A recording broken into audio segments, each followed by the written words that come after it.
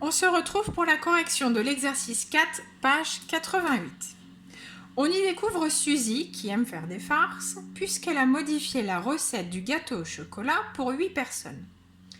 Dans la recette, on retrouve donc un listing d'ingrédients où l'on a des fractions de thé. Et tout en bas, on découvre que thé vaut 150 grammes. Donc ça, on peut tout de suite se le mettre, d'accord, pour l'avoir toujours en tête. Première question. Réécrire cette recette avec les quantités de chocolat, beurre, sucre et farine écrites en grammes. Alors, on va démarrer avec le chocolat. Le chocolat, on nous dit que c'est 4 tiers fois T, c'est-à-dire 4 tiers fois 150. Là, on l'a déjà vu, on bascule le 150 sur le numérateur et on a le tout sur 3. 150, c'est un grand nombre, donc je vais déjà chercher à le décomposer, si possible avec un 3. 150, c'est 3 fois 50. J'ai un 3 numérateur, un 3 dénominateur. Il me reste donc 4 fois 50 sur, comme je n'ai plus rien, c'est 1. Et sur 1, c'est inutile, donc on peut directement mettre le résultat, c'est 200 grammes. Bon. Ensuite, j'ai 4 œufs. Donc là, je peux le mettre en bas. 4 œufs, là, j'ai pas de calcul à faire. Le beurre. 5 sixièmes fois T, c'est-à-dire 5 sixièmes fois 150. Même chose, je mets le 150 au numérateur. Donc si vous étiez juste un peu bloqué, n'hésitez pas à mettre pause sur la vidéo, poursuivre, d'accord, et remettre après. Ça ne sert à rien d'écouter toute la vidéo entièrement pour chercher ensuite à recopier consciemment ou inconsciemment d'ailleurs. Si vous étiez bloqué, là avec ce premier calcul, vous devez réussir à faire la suite de la question 1. Donc là, je décompose 150. Alors avec un 6, c'est un peu compliqué, donc on va refaire avec 3. Donc c'est 3 fois 50 sur 3 fois 2. J'ai un 3 au numérateur et dénominateur. Il me reste donc 5 fois 50 sur 2. Ce qui me donne donc 250 sur 2, qui me donne 125 grammes.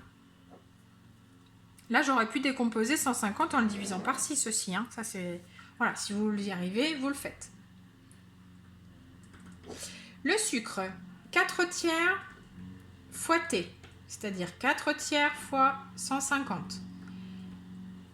Ça ne sert à rien de faire le calcul, je l'ai fait ici. C'est exactement le même que pour le chocolat. Donc, je peux directement conclure que j'ai besoin de 250 grammes de sucre. Ensuite, je passe à la farine. La farine, 2 tiers fois T, 2 tiers fois 150. Alors, même chose, je bascule le 150 au numérateur. Je décompose le 150 avec 3.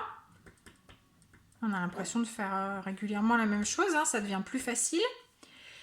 Au dénominateur, je n'ai plus rien, il me reste donc le numérateur, 2 fois 50, et 2 fois 50, ça vaut 100 grammes. Et puis on finit avec un sachet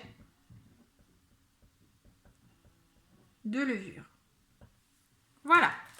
Donc tout ça, c'est très brouillon, d'accord? Donc ce qui serait bien, c'est de refaire au propre, en dessous de tous nos calculs, un petit encadré avec le listing des ingrédients au propre, c'est-à-dire 200 g de chocolat, 4 œufs, 125 g de beurre, 200 g de sucre, 100 g de farine et un sachet de levure. Et dans ce cas-là, notre rédaction, elle est vraiment très bien faite. On passe à la question 2. Réécrire cette recette à la façon de Suzy en adaptant pour 6 personnes. Donc je cherche le rapport entre 6 et 8. Le rapport entre 6 et 8. 6 huitièmes, on regarde si on peut le simplifier. 6 et 8 sont tous les deux dans la table de 2. En divisant par 2, j'obtiens 3 et 4. 3 quarts.